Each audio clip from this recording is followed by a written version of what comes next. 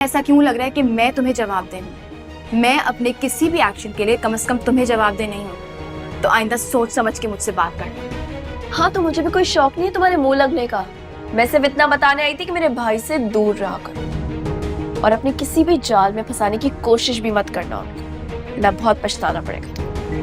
तुम्हारे भाई जैसे मर्दों की तरफ देखना मेरे शान के खिलाफ है, लेकिन फिर भी अगर तुम्हें कोई शक या शुबा है तो अपने भाई से जाके पूछो। मुझसे यहाँ खड़े होकर बहस मत करो। खबरदार, जो एक लफ्ज और कहा मेरे भाई के खिलाफ, मुझसे बुरा कोई नहीं होगा वरना। अच्छा, तुम्हारे भाई के बारे में मैंने तो कुछ कहा ही नहीं। तुम आई थी ना मुझसे बात करने के लिए, लेकिन अगर तुम्हें अपने भाई से बात नहीं करनी तो मैं उससे बात कर लूंगी। मैं उसको बता दूंगी कि नायला को बहुत बुरा लगा कि तुम और मैं घर से बाहर साथ थे। खबरदार, जो इस किस्म की कोई भी बात की जुनैद भाई के सामने, तुम्हारा मुंह तोड़ दूंगी। वैसे इस घर में रह के इस घर के मर्दों को जितना मैं जान चुकी हूँ ना, मुझे लगता है तुम इस काबिल नहीं रहोगे कि मुझसे बात भी कर सको। मुंह तोड़ना बहुत दूर की बात, ऐसा ही है ना? देख लूंगी तुम्हें। वैसे तुमने देख के भी क्या कर लिया?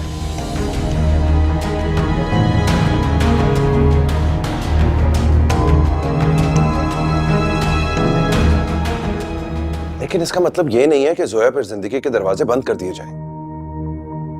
पढ़ना लिखना या अपनी मर्जी, जरूरत या ख्वाहिश के मुताबिक जॉब करना हर किसी का हक है। वैसे आप क्यों मना कर रहे हैं उसे? वजह क्या है? तुमसे किसने कहा मुझसे ये बात करने को? ये मेरी बात का जवाब तो नहीं। देखो जुनैद, तुम्हें इस मामले में पढ़ने की बिल्कुल जरूरत नहीं है। ये मेरा और जोया का मामला है। उसके लिए जो बात सही होगी उसकी इजाजत मैं दूंगा, और जो बात गलत होगी उसकी इजाजत नहीं दूंगा, और उसे मेरी बात मानना होगी। लेकिन ये गलत है। तालीम और मुलाजमत जैसी चीजों के लिए ये काफी नहीं है कि जो आपको बेहतर नहीं लग रहा वो ना करे। आपको जोया को इजाजत देनी होगी।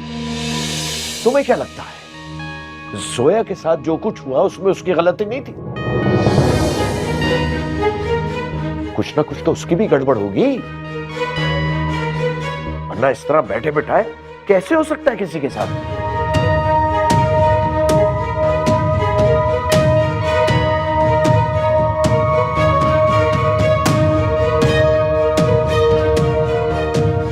ये सब कुछ आपको उस वक्त तो याद नहीं आया था जब आपकी शादी हो रही थी? जानबूझ के ये बातें छुपा रहे थे ताकि जोया की अम्मी से आपकी शादी हो जाए।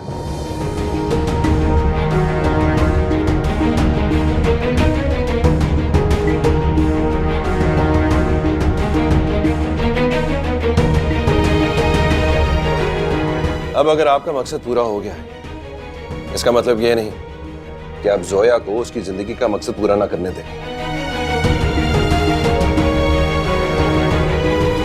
आप जोया को इजाजत दे दें, क्योंकि जॉब तो वो करेगी। आप इजाजत दें या ना दें।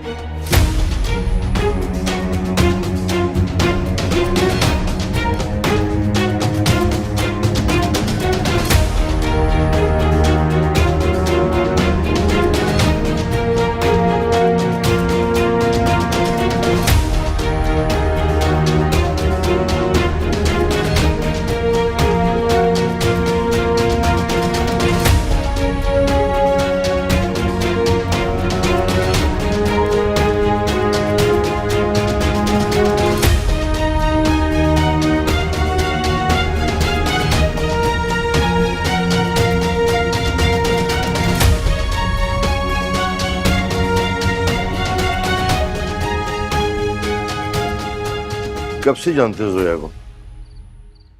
हम जानते तो हैं वो, बचपन से हम एक दूसरे को जानते हैं। बचपन का जानना कुछ और होता है, मैं कुछ और पूछ रहा हूँ। मैं समझा नहीं। अच्छा मुझे ये बताओ, तुम्हें उस पर कितना एतमाद है? जितना होना चाहिए। मतलब ये हुआ कि तुम्हें उस पर इतना एतमाद है, यकीन है कि तुम्हें लगता है कि तुम उसके साथ शादी करके खुश रह सकोगे? जी वो। और जो तुम्हारी माँ बातें कर रही है जोया के बारे में उसका क्या जवाब है तुम्हारे पास? अबू झूठ है ये सब, इधर उधर के लोगों की उड़ाई हुई बातें हैं बस। सोया ऐसी लड़की है ही नहीं, मैं जानता हूँ उसको बहुत अच्छे से, और ना ही शीरी खाना में कोई बुराई है। मौलवी साहब भी कुछ इसी किस्म की बातें कर रहे। तुम पे तो मैं कभी यकीन ना करता, तो मौलवी साहब ने मुझे बताया तो मुझे कुछ तसल्ली हुई है कि खुदा न खास्ता तुम गलत डगर पे नहीं चल रहे। तो इसका मतलब है आप राजी हैं अबू? मतलब तो ये भी कि मेरे राजी होने का क्या मतलब, जब तक तुम्हारी माँ राजी नहीं। वो कभी नहीं मानेंगे अब। यही तो मैं समझाने की कोशिश कर रहा हूँ बेटा, कि जब तुम्हारी माँ राजी नहीं है तो मेरे राजी होने से क्या होगा। बस अब ये देखना है कि तुम अपनी माँ को कैसे राजी कर सकते हो। तो क्या कहा किसी ने कि ये इश्क नहीं आसान, बस इतना समझ लीजिए, एक आग का दरिया है और डूब के जाना।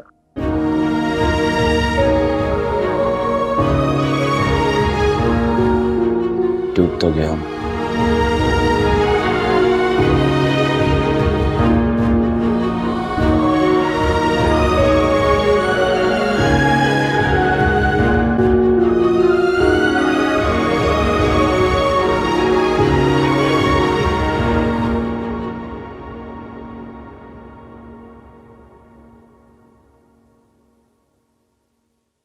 जोया से कह देना कि वो जॉब करना चाहती है तो करे, जो मर्जी आए करे, मेरी भला से। आइंदा मैं उसके किसी मामले में बिल्कुल नहीं बोलूंगा। क्या हुआ? जोया ने कुछ कहा है? उसे कहने की क्या जरूरत है? जुनेद है ना तुम लोगों के मुकदमे सॉल्व करने के लिए, तुम लोगों का वकील। उसके होते हुए तुम लोगों को क्या जरूरत है? जुनेद ने कहा है?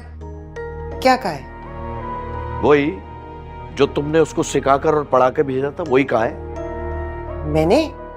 मैंने जुनेद को कुछ नहीं कहा, उसने अपनी तरफ से बात की होगी। जुनेद मेरी औलाद है, अच्छी तरह जानता हूं मैं उसको। उसे अपने अलावा किसी की फिक्र नहीं होती।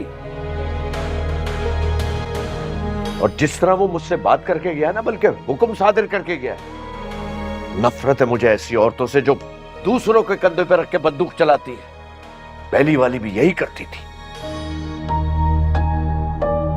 सलीम साहब, आप मेरा यकीन कर ले, मैंने जुनेद से कुछ नहीं कहा। आपको गलत फहमी हो रही है। अच्छा ठीक है, फिर भी तुम कह देना जोया से, वो जॉब करती है तो जरूर करे, लेकिन मैं तुम्हें बताए दे रहा हूं, अच्छे और बुरे की जिम्मेदारी जोया पर होगी या फिर तुम पर और जुनेद पर। सलीम साहब। ठीक है, मैं खुद कह दूंगा उससे।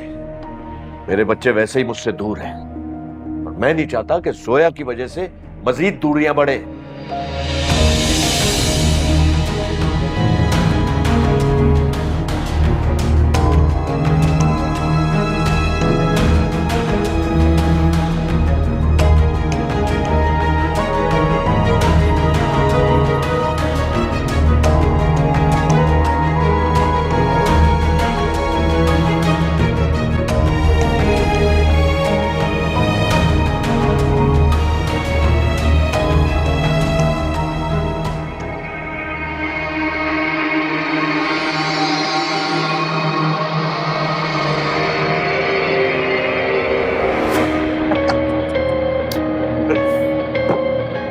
वैसे यार कहाँ से मिलती है? हाँ वैसे एक बात बता। हाँ। विकी की फ्लाइट कब की? कल रात की। ख्वार ही होगा, तालीम उसके पास है नहीं, हुनर उसको कोई आता नहीं है। शेखों के किस काम का है वो? नहीं भाई, बता रहा था, उसके मामू ने बुलाया। उसके मामू दुबई की किसी बड़ी कंपनी में किसी अच्छे ओहदे पे हैं। पूरी सेटिंग से गया है, वापस नहीं आने वाला। या जो भी है भाड़ में जाए। हमारा तो ग्रुप टूट गया ना, एक साला गद्दार निकला और दूसरे को धर्म खींच के ले गए। देख शोएब, अब कुछ करना पड़ेगा।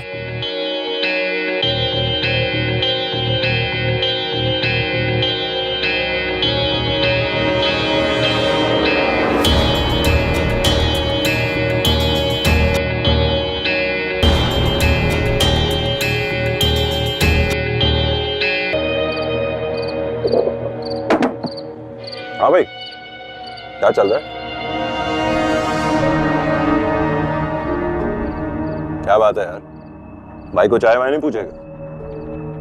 अरे क्यों नहीं जोनी भाई, आप अचानक आ गए, आपने बताया भी नहीं। अगर बताता तो तुम लोग भाग जाते, चूहों की तरह जाके अपने बिल्लों में छुप जाते हैं। मर्दों की तरह सामने आने के लिए ना दिल चाहिए होता है, शेरों का दिल। इसलिए सामने आके बात कर रहा हूं तुम दोनों से। अगर जोया की तरफ किसी ने मैली नजर से भी देखा ना तो चीर फाड़ दूंगा। अरे जॉनी भाई, किस किस्म की बातें कर रहे हैं?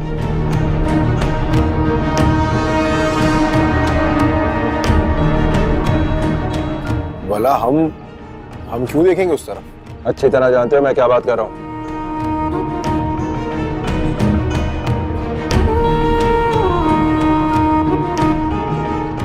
और इससे भी ज्यादा अच्छी तरह जानते हो जॉनी सिर्फ एक बार बात करता है और दूसरी दफा फैसला।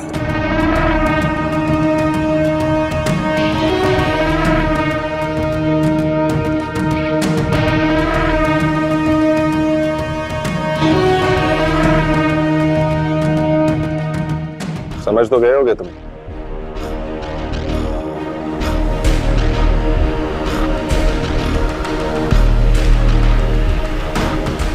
और अगर नहीं भी समझेगा तो समझ जाओ, जान बच गई है तो।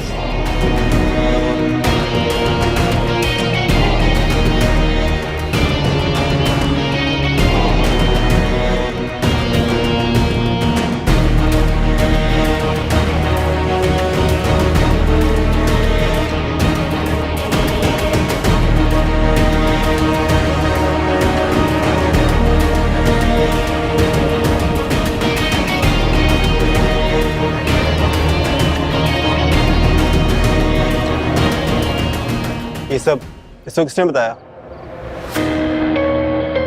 विकी के अलावा और कौन बता सकता है? साला आस्तीन का सांप। शोएब, ये मामला एक लड़की का नहीं रहा, जिद और अना की बात हो गई। और ये लड़ाई तो जुनैद को हारनी ही पड़ेगी।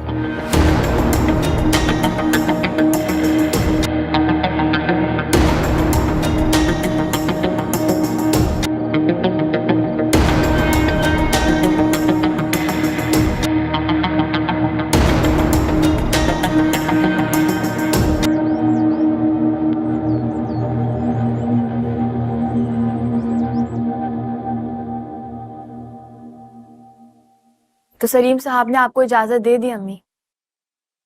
क्या आप अपनी बेटी को कमाने की इजाजत दे सकती हैं?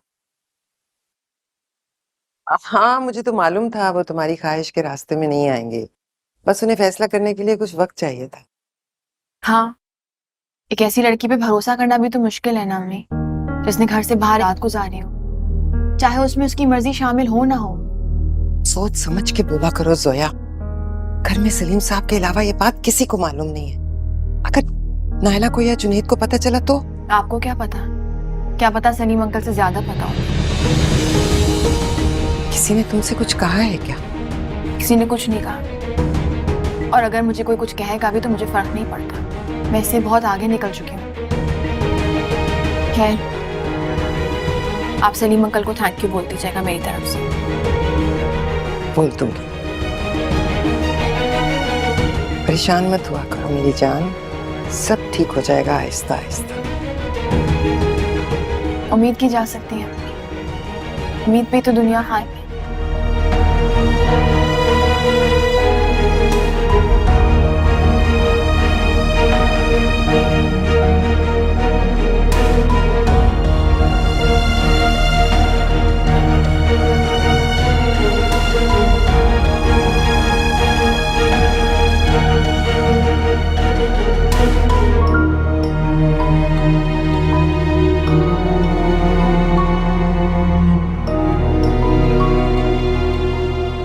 अजीब बातें कर रहे हैं आप भी।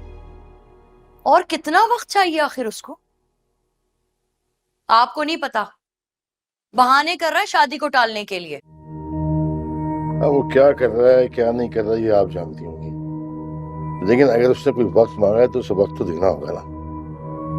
अगर वाकई वो मोहब्बत करता है उससे तो थोड़ा बहुत वक्त लगेगा। जी नहीं, ऐसा कुछ नहीं होने वाला। शादी करा दें बस, सब कुछ ठीक हो जाएगा।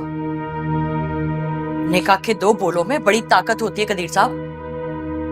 तलाक के 1 बोल में उन 2 बोलों से ज्यादा ताकत होती है। जहां ताल्लुक में दिल ना हो ना, वहां दिल आजारियां होती हैं, सारी जिंदगी की ख्वारी होती है।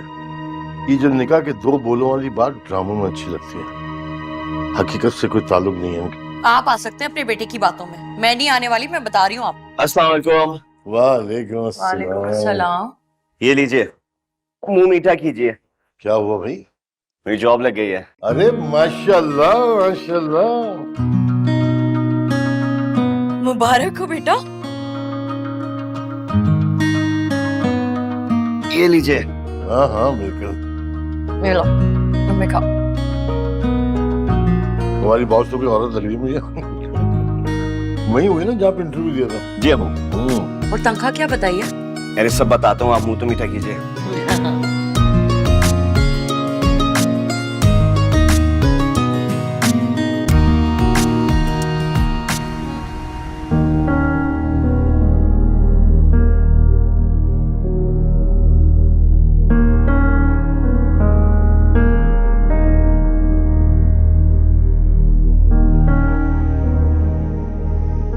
जोया,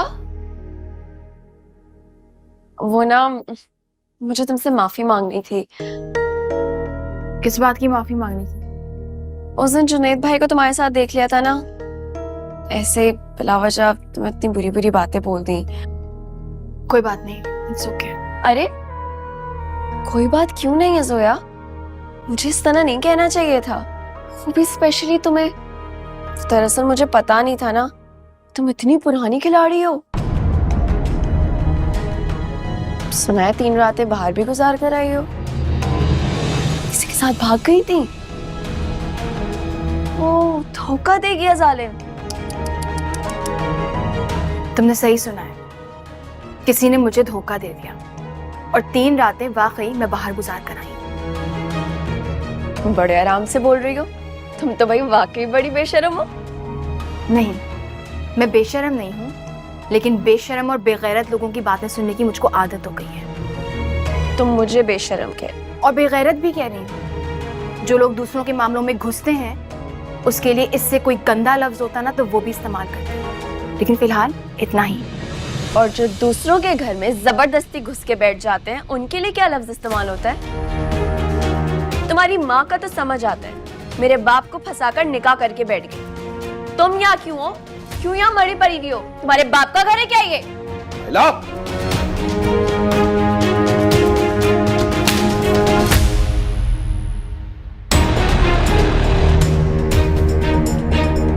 मीज नहीं है तुम्हें बात करने की?